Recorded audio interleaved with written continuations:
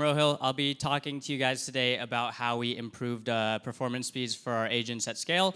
And so yeah, let's just get into it. Yeah. So I'll start by just kind of giving everyone an overview about some of the Clay primitives that we use, just to kind of, if you haven't worked with Clay before, give you guys an understanding of what Clay is, what we do, and then I'll kind of go into the system that we had prior to our changes, explain kind of what we did to fix that, and what were some of the core improvements were, touch a little bit about stats, which everyone likes to see, and then I'll leave some time at the end for questions. So yeah, what does Clay do? At the highest level, we allow businesses to find and search for leads for their companies that they can sell their business to. So we do this in a number of ways. First, by collecting a set of data sources that you can kind of search through, and then allowing you to enrich those either with AI or with a number of other enrichments that we have. So this is a Clay table. This is kind of the tool that most of our customers at Clay will be interacting with. As you can see here, we have a list of companies, and so you can imagine that this Clay table could be potentially something where I'm a business. Let's say I'm Datadog, and I want to sell B2B SaaS, right? Just what everyone likes to sell these days. But so you have this table, and you can add columns to it. Now on the right, you'll see a few of our enrichments that we have. We have a use AI enrichment that you can use to basically get LLM-based information and kind of use that to analyze everything about the row that you have. On top of that, you have things like getting work emails or company domains. That'll be a little bit relevant towards the end. And then another example here is you have let's say you want to kind of find out if a company is B2B or B2C. You can use our Clayagent, our web researcher, to just run a prompt and then kind of analyze this across all of your cells, right? So you could have a table that could have 10 rows, but it could also have like 10,000, 50,000 rows. And I want to be able to find out and classify all of this information and then be able to kind of do analysis after that. So a little bit about the numbers for the scale that we're at for Clay, right? We do around 300 million Clayagent runs a month. And so what's most imperative to us is to be able to really process and handle this load as fast as we can for our customers, right? And oftentimes what we'll see is that it's about kind of trying to find where the bottlenecks in your system are and then figuring out what the best way is to handle those. I mean, with AI especially, there's a lot of different ways that you can get bottlenecked from the inference provider level, just from like kind of timing and how long requests take. And so the approach that we ended up settling on kind of, I think, optimizes for all of those. But I want to take you guys through a life cycle of a Clayagent run, right? I gave the example of is a company B2B or B2C, so we'll just use that as reference. Let's say I'm a customer of Clay, and I want to make this request for 10,000 AI rows. What's going to happen is we're going to take this request. The client will send it to our action run queue. Now, our action run queue is primarily responsible for doing two things. One, it handles all of our actions, not just AI actions, but for example, the work email or the company domain. All of these actions that we process at Clay, the action run queue is responsible for handling, and it does so in a distributed and fair way. And when I say fair, I mean if I'm one customer of Clay and I just spam 10,000 rows of analysis that I want to do, we want to make sure that these get processed as fast as possible, but we don't want to starve out any of the other tasks that may be running from other companies, right? So whether I'm a business that's doing 20,000 runs in an hour, or I'm a business that's doing 10 runs in an hour, both of those should be handled with a relatively like distributed and fair manner. So our action run queue will take these requests, batch them into groups, and then send them to our AI runner. Our AI runner is a separate microservice that just handles the actual processing of our LLM actions. And so this will just add a few filters based on the model and then send it to our Vercel AI SDK, which basically is an LLM wrapper that allows you to kind of connect to different inference providers and then run an LLM in a loop. And so what this will do then is kind of go into that loop. Maybe I need to search up what Apple does to give context to ChatGPT or to OpenAI to understand, all right, is Apple a B2B or B2C company? And then that kind of goes, once that's finished completing, it'll go back through the stack and then return back to our client. So I want to touch on this action run queue a little bit because understanding this will make it easier to explain kind of how we changed our system to really improve. So with our action run queue, we also have the concept of rate limits. Now, these rate limits aren't your traditional like inference-based, like OpenAI is giving me a 429, I can't make more requests to the system. These are rate limits that we've added and imposed on our own systems to provide easier ways to kind of develop fairness across our system.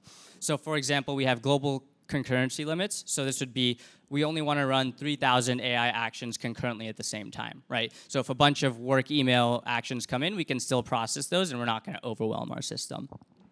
We also have concurrency limits. Now these are going to be more at the workspace or column level even. And so I only want to be processing 60 requests maybe at a time for this column. And once those requests start to be completed, then I can kind of take on more requests and send those to whatever kind of microservice I need to. We also have requests per minute, which we weren't actually using in this previous implementation. But if you can imagine this kind of scenario going through where we have these 10,000 rows, we're going to take 10,000. We take the first group of 60, right? We'll start processing those. But since we have a synchronous API call, what we're going to do is at the action run queue level, we're waiting for the AI runner to finish processing these. Now, if any of you guys have worked with LLMs, especially like agentic LLMs in the past, you know these aren't really fast running requests, right? Like these are requests that are going to take at best on average maybe 30 seconds for 4.0 mini, but for your larger like thinking and reasoning models, these could take maybe a few minutes, right? And so what we noticed here was that our concurrency limit was actually serving as a huge bottleneck for us because we weren't able to really even get close to the actual inference-based rate limits, but rather we were kind of holding our customers back and just from completing all the actions that they could because we had this limit in place. The limit may also, for what it's worth, does make sense for other actions where you can be guaranteed, like if I'm getting a work email, I just need to make a simple like post request to our data provider, and that'll kind of give us that information. But for AI actions where there's a large variability in terms of how quickly things are running, it's not the best option. So yeah, kind of going into the changes that we made 4 key changes, and that kind of really allowed us to open up the floodgates in terms of how much we could process. The biggest and the most obvious change was that we switched to a more of like an async AI runner approach. And so rather than having these tasks that would hold and kind of hang these concurrency slots at the action run queue level, we just said, hey, we're going to process this and we'll get back to you once it's done. We also implemented a reactive rate limiting solution to handle kind of inference provider rate limits, which I'll get into in a bit. And we also worked on checkpointing and kind of switching from a concurrency-based rate limit to a more like overall request per second, which is more kind of indicative and useful for API keys, which if you have private API keys that our customers will bring, they might have separate rate limits from, and those can vary kind of largely from workspace to workspace, right? So I'll kind of go again through this life cycle, but with these new changes in mind. So the first part is the same. The client will make the request to the action run queue. Now the action run queue will send this request to the AI runner, and one of two things will happen. Either the AI runner will determine that, okay, we're ready to accept this request and we're going to be processing it, and it'll return back a success response. Or if the AI runner feels overwhelmed by the amount of data that it already has for this API key, we'll push back and we'll say, hey, like, don't send us this, back off for a bit, and then make the request again in a little bit. And so with this kind of system in place, we can then use the AI runner to really understand what are our rate limits from the inference provider level, and then use that as a way to kind of open and close the pipe, if you will. So our AI runner will take in a task. If it decides that it can process it, it just simply adds it to our BullMQ queue, and then we have another async task runner that's just running through those and sending that to our LLM in a loop.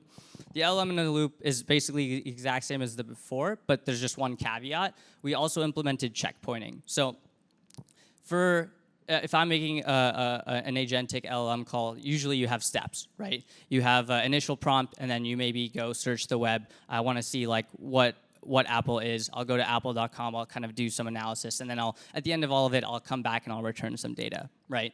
So in any of these steps, if you exceed your inference-based rate limits, OpenAI is going to send you a 429. Vercel AI SDK is then going to break out of that loop and then kind of return that, and then we have to handle that, right? The problem with what we were doing before was that if this happened, we would back off, sure, but after some time, we would then go back and we'd make the same request again, which means that we were starting from step 0, and we were wasting all of those tokens that we had used in between. Let's say there's 10 steps, like I get to step 5 and I get rate limited. All of that information is now wasted cost, wasted time, etc. So with checkpointing, what we do is we take a brief snapshot of the context that the model will have. And so if we do get rate limited on the next step, we can say, okay, we'll back off and we'll retry. But when we retry again, we just inject that context back into the LLM, and so it knows to pick up where it left off. So we can start from step 6 rather than step 1. And then lastly, we'll just have an async callback service that just kind of sends that data back to our client, and then they can kind of see the output of that. So I have this super scary latex function that I know is giving everybody horrors back to college memories, but it's actually not that scary to think about. This is the error rate that we use to kind of manage the load of our system. So at a high level, you can take, so let's say I'm running 10,000 rows, right? For each task that I run, I'm going to keep track of how many tasks are succeeding and how many tasks are erroring. And so that's where you get R, right? So R would just be the total number of tasks that you've been able to process, and then the numerator there is how many have failed. We don't want to just use this error rate as a proxy for, like, let's say I'm at a 50% error rate. We don't want to be accepting 50% of requests, because this is too, for lack of a better word, reactive to the kind of rate limiting that we're seeing. And what would happen in this scenario is that you would eventually end up seeing something like a thundering herd problem, where essentially you have a bunch of data that you're trying to process. You open the pipe, you start processing, let's say like 60 records or 100 records, and then you start getting rate limited, so you apply back pressure to your system. But if your error rate is virtually 100, you're just going to say, I'm not going to take in anything else, right? You wait for your rate limits to go down. These tasks are kind of looping both between waiting to grab rate limits and then also waiting to just complete. Once they all complete, your error rate goes down, and then you accept the next batch, right? This is kind of what's known as a thundering herd problem, and we wanted to try and avoid that.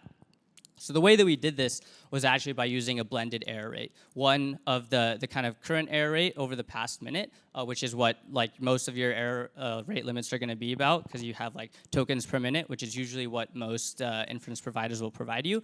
But we also keep track of the error rate over the past 10 minutes, right? So we have a weighted average then of how much have I been erroring over the past minute. In this case, we use 0.7. We apply that weight to the current minute, and then 0.3 to the last 10 minutes. And so this way we get a much smoother curve of how much am I going to throttle my future requests from the action run queue level. And so this way we can kind of avoid that thundering herd problem. And we actually saw that in practice, where we were seeing these kind of jittery spikes. And once we switched to this method, we saw a much more smoother curve, where you could have like maybe an average rate limit of around 0.2, 0.3, 0.4 even, but having that be smooth and consistent is actually a good thing, because it means that you're hitting the inference provider's rate limits, right? And for our customers, what it means is that we're actually getting the most out of the API keys that they're providing with us, rather than us either getting too little or just hammering it and then having to wait for a long time.